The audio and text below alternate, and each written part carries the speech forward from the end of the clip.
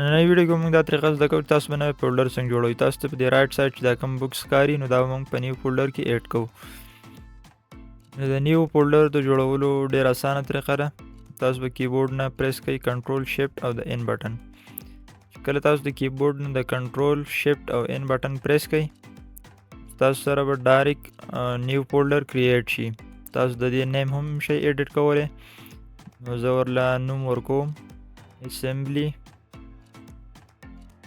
assembly language books.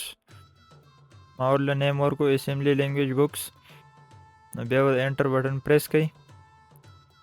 د دې نیم چې کوم دی دا به دې ته اساین شي. اوس ما ریفریش کو کیبورډ به بند کم او فولډر مې اوپن کو نو په دې کې اوس فایلونه نشته خالی دی.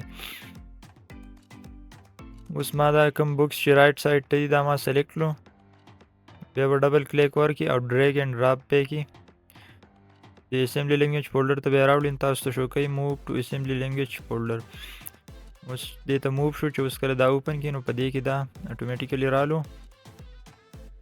داسې نور ویډیوګانو لپاره زموږ چینل سبسکرایب کړئ. که دا ویډیو مو خوښه شوي نو دا لایک او شیر کړئ. تھینکس فار واچینګ.